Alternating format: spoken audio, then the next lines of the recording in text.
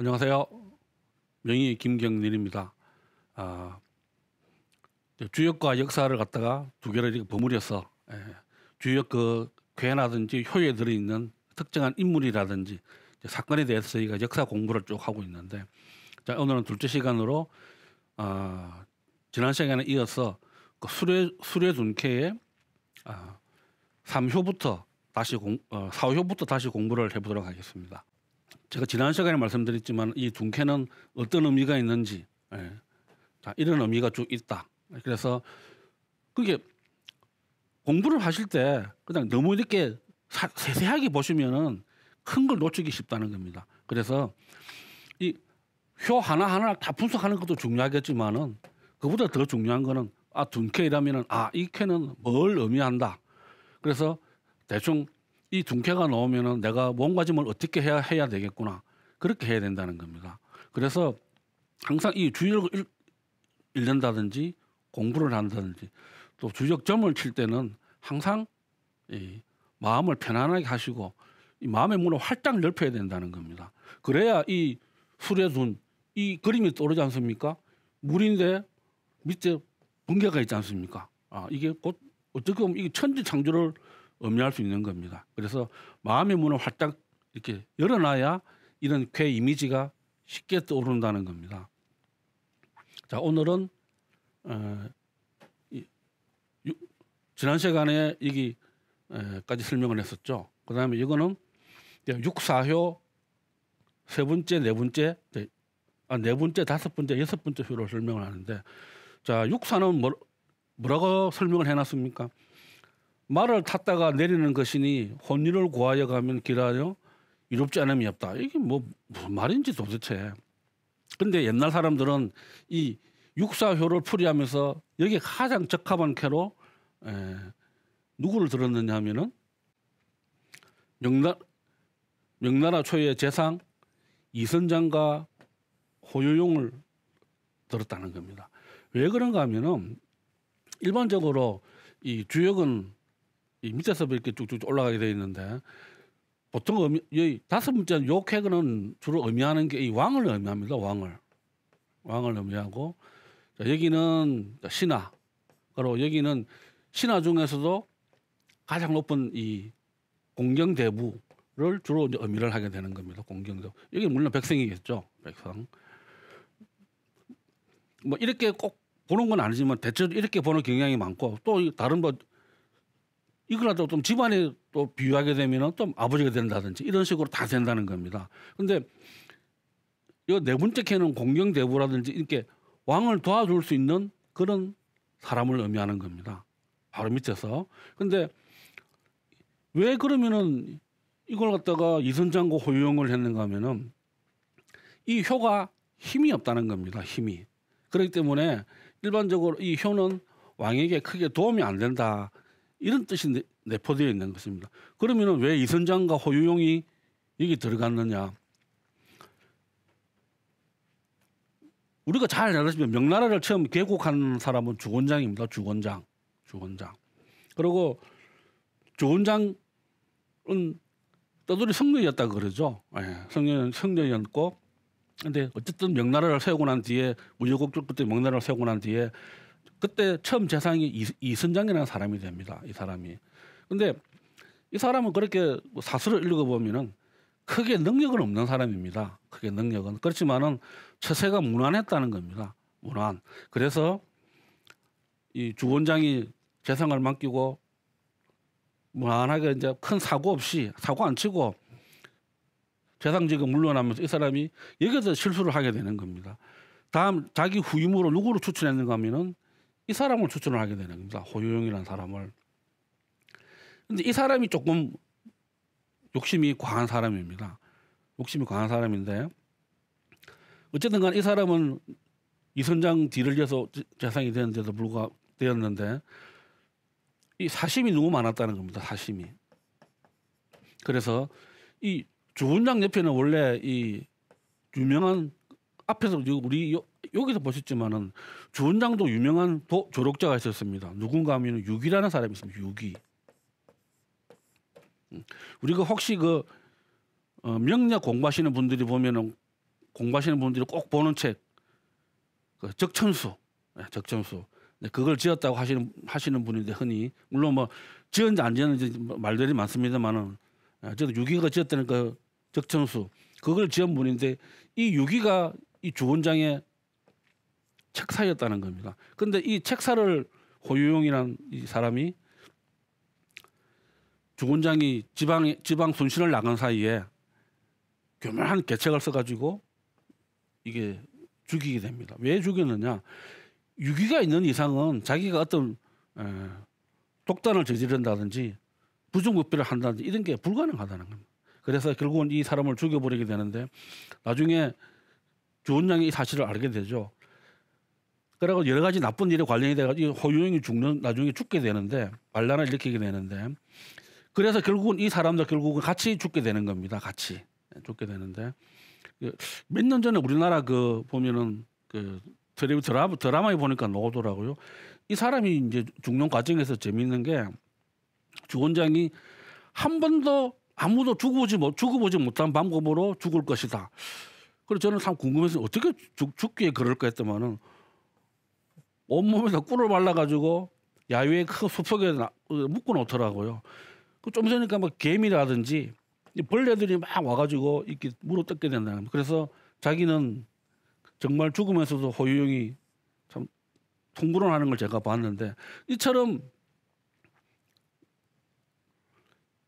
이 9, 6, 4쾌에 해당되는 것은 이 두 사람이라는 겁니다. 그러니까 이런 식으로 이 384호에 물론 다 그런 거는 아닙니다만은 웬만한 거의 뭐 대부분은 이 어떤 인물이라든지 역사 이런 게 다 비유가 될 수 있다는 겁니다. 그러면은 이제 9호는 보시면은 이게 언뜻도 100%지기 어려우니 조금 곧아야 길하고 크게 곧으면은 흉하다. 이게 무슨 말인가 하면은 은택이라는 거는 내가 이렇게 은혜 100% 주냐는 거지 않습니까? 근데 그것도 100%지기 어렵다는 겁니다. 그만큼 어려운 시기인데 그러니까 조금 곧아야 길하고 많이 곧으면은 흉하다는 겁니다. 이게 무슨 말일까 하면은 이 우리나라 조선시대 예종 세조 다음에 태정, 태세, 문, 단, 세, 예. 그 예종을 보시면은 방금 이 쾌에 딱 맞는 의미라는 겁니다. 그럼 왜 그럴까 보시면은 이 예종은 1450년에 출생을 하셔가지고 1468년 아주 젊은 나이죠. 젊은 나이에 즉위를 하게 되는데 즉위하시고 1년 2개월 정확하게 1년 2개월 만에 돌아가시게 되는 겁니다. 그런데 그분이 1년 2개월 있는 동안에 참 이렇게 여러 가지 큰 일을 했다는 겁니다. 여러 가지 큰 일을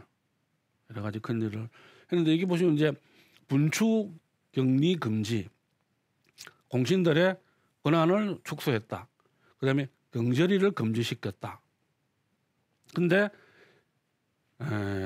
급소를 하시게 되죠. 근데 이제 요거는 이제 성종실록에 보면 이런 얘기가 나옵니다. 세조가 말씀하시기를 누구한테 한 얘기냐? 이거는 예종한테 한 얘기입니다. 예종. 그 당시는 예종이 왕이 되기 전이었겠죠. 예종한테 말하기를 나는 준쾌이고 이제 술의 둔을 말하는 거죠. 둔쾌. 이거는 성종실록이 조선왕조실록 성종실록 8년에 나와 있는 글입니다. 나는 둔쾌이고 너는 태께. 이거는 아주 주역에서 아주 좋은 캐는 태평하다 할 때 그 태자입니다. 너는 태께에 해당한다. 변통원을 알지 못하면 둥근 구명에 원한 자루가 된다. 무슨 말인가 하면은 구멍은 둥근데 내가 가지고 있는 이 망치라든지 이런 게 네모짜리가 되면은 네모짜리가 들어갈 수가 없겠죠. 이렇게. 예. 그 말을 하면 그래서 변통을 알지 못하면은 둥근 구멍에 원한 자루가 된다. 예. 이렇게 말을 하는 겁니다. 그래서 이제 원착이 방정, 방병 이렇게 하셨는데 이거는 무슨 말인가 하면 요 뒤에 또 세조가 뭐라 그랬는가 하면은 세조가 말씀하시기를 뭐라 그랬는가 하면은 여러 가지 나는 이 K 말은 나는 계유정난을 통해 가지고 왕위에 오르면서 여러 가지 힘든 일을 많이 했다. 그야말로 참 사육신 문제라든지 그다음에 사육신 문제에 수많은 사람이 죽었습니다. 예, 수많은 이렇게 가지고 했는데 이제는 아니다. 이제는 아니다. 그러니까 너는 좀 전통을 알고 시세에 맞게 적절하게 행동을 하라. 이렇게 했는데도 불구하고 예종은 그러지 않았다는 겁니다. 예종은 그럼 어떤 그런 급진적인 정책들을 실하셨느냐 이렇게 하셨다는 겁니다. 이 세조도 그랬습니다. 세조도 준쾌에 보면은 조금 길하면은 조금 하면은 길하다 그랬는데 조금 고도면 길하다 그랬고 크게 고도면 흉하다 그랬는데 나는 왕이 되고 난 뒤에 세조도 뭐 여러 가지 이 정치를 좀 급진적으로 개혁을 하다 보니까 여러 가지 이제 힘든 일을 많이 시행을 했다는 겁니다. 그러다 보니까 조금 고도면 길하다는데 나는 많이 길했다. 그래서 내가 좋을 게 뭐가 있겠느냐. 실제로 세조는 몸에 이 등창이라든지 뭐 여러 가지 안 좋았죠. 근데 이 예종은 또 이 왕위 오르는 과정이 참 재밌었다는 겁니다. 그거는 제가 생각할 때는 세조가 자기가 이 둔께에 해당한다는 거를 이걸 가지고 저는 보면 이해가 될 것 같아요. 원래 세조는 사남 일녀가 있었는데 첫 번째는 의경세자가 일찍 죽게 됩니다. 근데 여기 보면은 이제 두 왕자가 있었는데 그래서 세조가 죽고 난 뒤에는 당연히 이 두 사람 중에서 왕이 되는 게 맞는 거 아닙니까? 예. 왜냐하면 이 사람이 세자였기 때문에 그 적장자 원칙에 따르면 두 사람 중 한 명이 돼야 되는데 이 사람의 의정세의 동생인 해양대군이 예종으로 올라가는 겁니다. 예종으로. 어떻게 보면 이거는 자기랑 똑같은 거죠. 세조다 보면은 이 세종대왕의 아들 중에 한 명이었지 않습니까? 그래서 세종대왕이 죽고 난 뒤에 단종이 올라오는데 그걸 갖다가 자기가 폐위시켜버리고 자기가 왕이 되지 않습니까? 이 똑같은 케이스거든요. 근데 이렇게 되는데도 불구하고 뭐 전화 안 됩니다. 이렇게 한 기록이 거의 없습니다. 그런 걸로 봐서는 이 시기에 세조가 어느 정도 이렇게 확실하게 왕권을 잡았고 또 예종이 그렇게 평이 나쁘지 않았다. 이렇게 볼 수가 있는데 어쨌든 이런 식으로 가고 그런데 또 이 예종이 죽고 난 뒤에는 또 이 사람의 둘째 아들인 이 성종으로 오르게 되는 겁니다. 결국 따지고 보면 결국은 여러 대를 거치면서도 바로 간 거는 맞는데 그 과정이 조금 거쳐가 갔다는 겁니다. 이런 식으로. 그래서 제가 생각하는 게 세조가 그래서 자기는 둔쾌라고 말한 게 아닐까 저는 그렇게 생각하는데 하여튼 세조는 이런 이 가계도를 가지고 있고 또 의종은 어떻게 했는가 하면은 분추경리 이게 뭔가 하면은 여러 이 공신들이라든지 분경하는 자는 장백대 유배 삼천리에 처한다 이렇게 했는데 왜 그런가 하면 이 분경 줄여서 그냥 이 분경 이렇게 하는데 자 권세 있는 가문에 드나들면서 정치적 로비를 하는 걸 말하는 겁니다. 뭐 누구누구를 자리 좀 누구누구를 좋은 자리 좀 보내주세요. 뭐 누구누구를 어떻게 좀 어디를 좀 보내주세요. 이런 식으로 로비. 그다음에 이것 좀 통과되게 해주세요. 요즘 시면은 그런 로비를 하는 걸 말하는 건데 이걸 원천적으로 봉쇄를 했다는 겁니다. 이게 옛날에도 고려시대에도 이 분경을 금지하는 여러 가지 기사들이 막 그 실록이 많이 나오는데 그만큼 힘들었지만은 이 예종이 들어서 가지고 강력하게 실시를 했다는 겁니다. 그다음에 경제리가 뭐기에 이 금지를 시켰느냐? 쉽게 말해가지고 이거는 요즘 보면은 뭐 경기도, 전라남도 이런 데도 다 서울 사무소로 만들죠. 서울 사무소. 그런 역할을 하는 게 이 경절이라는 겁니다. 이게 한양의 상황과 왕실의 여명 등을 지방의 관철사나 고을수령에 전달하고 뭐 세공의 납부 쭉 하는데 가장 중요한 부분은 이 부분입니다. 이 부분. 이거는 옛날에는 이렇게 지방에서 왕한테 공부를 상납했지 않습니까? 상납하다 보면 이게 시일이 늦어질 수도 있고 또 양이 처음에 100개를 보냈는데 올라오다 보니까 뭐 3개가 이렇게 뭐 없어진다든지 손망실 될 수 있는 거 아닙니까? 그럴 경우에 여기서 다 그걸 보충을 한다는 겁니다. 근데 그 과정에서 이제 이게 소위 말하는 이게 떡을 만지면 떡고물이 생긴다고. 예. 뭐 처음에 여기 지방에서 기물을 갖다 100개를 올려 보냈는데 나중에 여기 와 보니까 90개가 있다. 뭐 90개가 있는지 뭐 100개가 다 있는지 이 사람밖에는 모르는, 지방에서는 알 수 없는 거 아닙니까? 그러면 그만큼은 결국은 백성들한테서 더 받아야 한다는 겁니다. 그리고 그 얘기는 뭐 이거는 이 공신이라든지 고관 대작들의 금전적인 이득을 취한다. 그걸 바로 하는 거, 의미하는 겁니다. 그런데 예종은 이걸 다 금지시켜 버렸습니다. 분추경리 하지 마라. 경절이도 금지한다. 그다음에 공신들의 권한을 많이 축소해가지고 예를 들어서 한 사람이 2개의 관직을 가지고 있으면은 하나는 내놔라. 안 된다. 이런 식으로 해가지고 했다는 겁니다. 근데 아까 세조가 그랬지 않습니까? 변통을 알지 못하면 둥근 구멍에 모난 자루가 된다. 근데 예종은 젊은 혈기에 이렇게 변통을 알지 못했다는 겁니다. 결국 그러다가 예종은 정말 이 1년 2개월 만에 죽게 된다는 겁니다. 그래서 이 세조와 예종에 얽힌 얘기가 바로 이 괴. 조금 고다야 길하고 크게 고두면 흉하다. 그걸 의미한다는 겁니다.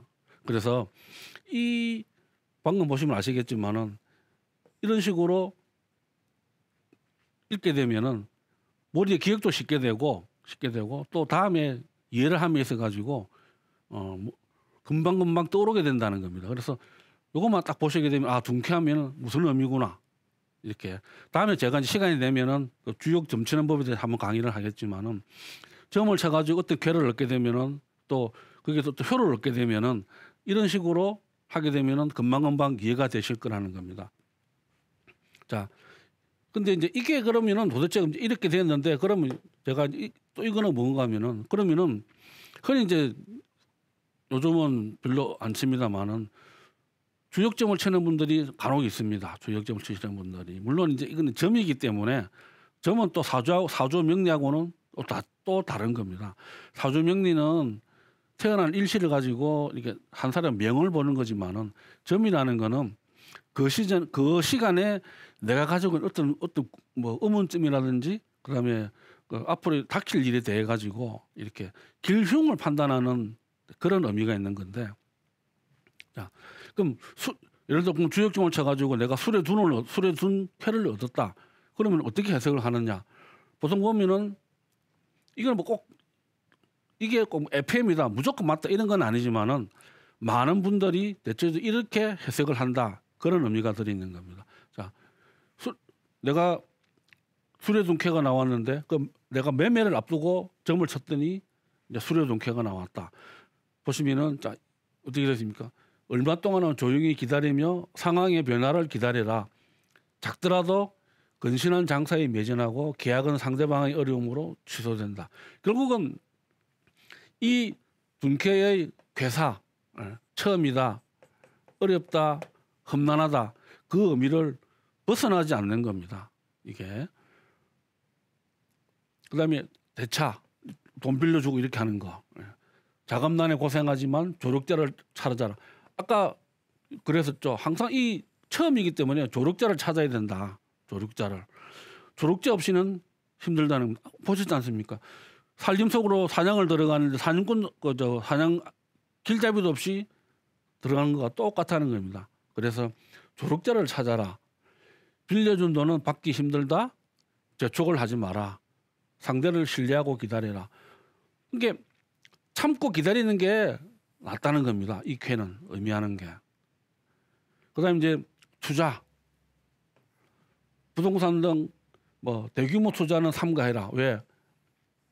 일을 시작하자마자 이 쾌는 시작의 의미가 있는데 시작하자마자 그냥 몰빵으로 투자를 한다. 그 당연히 위험하겠죠. 그래서 이런 의미가 내포되어 있다는 겁니다. 근데 그러면은 아파트나 뭐 이런 게 주식 같은 이런 걸 처분을 할까 말까 하게 되면은 하지 마라. 주식은 안정적인 우량주를 고르면은 작은 이익은 있다. 작은 이익은 큰 이익은 없다는 겁니다. 이런 식으로 하게 되는데 이 말고도 이제 여러 가지 있겠죠. 뭐 합격을 하겠느냐 안 하겠느냐 이런 식으로 한다든지 이런 자 기업을 보게 되면은 흔히 요즘은 자영업자가 워낙 많으니까 자 맡길 만한 사람이 없다. 그래서 지점을 내지 말라는 얘기입니다. 외적인 조건은 성숙해도 신규로 지점을 내지 말라는 겁니다. 왜? 사람이 없다. 그래서 조력자를 찾으라고 한 겁니다. 조력자를. 그러니까 처음이니까 내가 뭘 독단적으로 시행을 하기보다는 항상 조력자를 찾고 크게 바꾸려고 하지 말고 그다음에 신규 사업이나 새 상품의 개발도 좀 기다려라.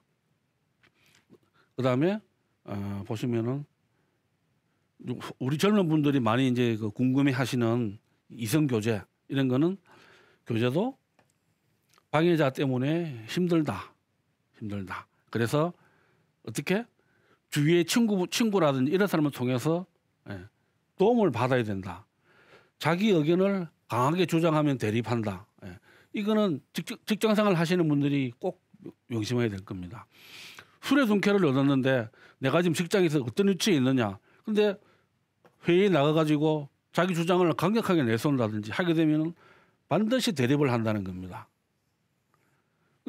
보셨지만은 제가 이렇게 이제 5개만 쭉 짚어놨는데 보시면은 일관된 이미지가 뭡니까? 조력자, 그다음에 참고, 그다음에 큰 이익은 없다. 조그만 이익은 있어도. 그렇기 때문에 이 둔쾌라는 거는 이제 이 다 배웠지 않습니까? 배우고 나면 결국 처음으로 들어가 보면은 이 말이 금방 이해가 된다는 겁니다. 금방. 자, 시작하는 단계구나. 사실 단계 중에 하나다. 혼란의 시기다. 혼란의 시기. 그 교유정난을 겪고 올라온 세조를 생각하시면 될 겁니다. 혼란의 시기다. 혼란의 시기다. 그래서 후를 세워야 한다. 이제 이해가 되시죠? 후를 세워야 이롭다. 그리고 조력자를 찾아야 된다는 겁니다. 그리고 함부로 일을 행하는 바가 있어서는 안 되며 보셨지 않습니까? 세조가 그랬지 않습니까?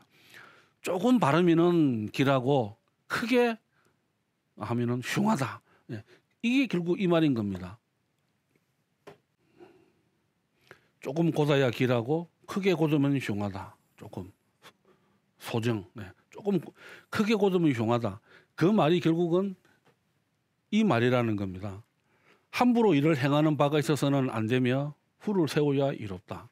결국은 여러 가지 역사 고사라든지 사람을 가지고 설명을 했지만은 그거를 그 사람들의 처한 위치라든지 그 자리에서 일하고 의미하는 바는 뭔가 하면은 함부로 일을 행하지 말고 조력자를 찾아라. 그래서 제가 처음에 이 글을 시작할 때 적어놓은 이겁니다. 길을 시작하는 사람들에게 뭔가 새롭게 시작하시는 분들이 이 쾌를 얻었다. 그러면은 반드시 명심하셔야 될 게 조금 고두면은 길하다. 크게 고두면은 흉하다. 항상 조력자를 찾아야 된다. 이걸 꼭 명심하셔야 된다는 겁니다. 오늘은 수리의 둔쾌를 알아봤는데 다음에는 소송할 때 그 송자를 가지고 한번 그 쾌에 들어있는 고사를 짚어보도록 하겠습니다. 감사합니다.